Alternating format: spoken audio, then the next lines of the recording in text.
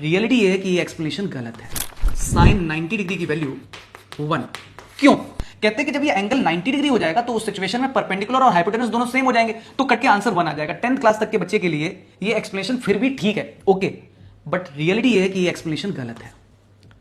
इसी तरह से बोलते हैं कि साइन 0 डिग्री की वैल्यू 0 होगी भाई। सेम कारण कि 0 डिग्री पर हाइपोटेनस नीचे गिर जाएगा तो परपेंडिकुलर 0 हो जाएगा। जब ये 0 तो पूरा मामला 0 हो गया। भाई 10th क्लास के बच्चे के लिए एक्सप्लेनेशन ओके ठीक है, काम चला लेगा बच्चा, बट फ्यूचर के हिसाब से ये एक्सप्लेनेशन गलत है। तो मैं एक्सप्लेनेशन गलत क्यों कह रहा हूं, समझ लीजिए। इसको समझने के लिए एक फंडामेंटल समझ लीजिए। जैसे ये लेंथ अगर आर है, ये एंगल थीटा है और ये परपेंडिकुलर है, तो इसको बोलते हैं आर कॉस थीटा और ये होता है आर साइन थीटा। कोई रॉकेट साइंस नहीं, बहुत सिंपल सी बात है ये।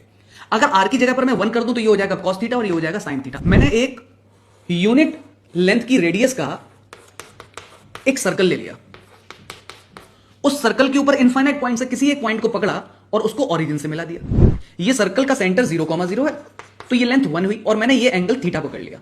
और दोस्तों अब जरा अगर ध्यान से देखोगे तो इस पॉइंट के कोऑर्डिनेट्स होंगे, सिंस ये 1 है तो ये होगा 1 cos थीटा, यानी कि मैंने cos थीटा लिख दिया। 1 sin थीटा मतलब मैंने sin थीटा लिख दिया। अब आप ध्यान से देखिए तो sin थीटा मतलब y कोऑर्डिनेट।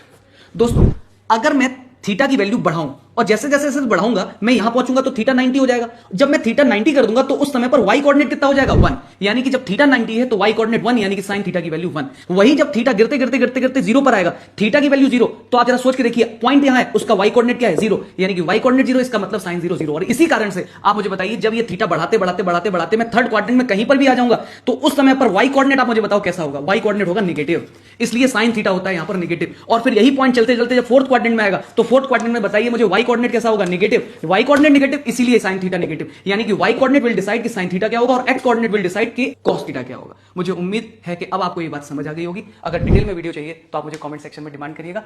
राधे राधे।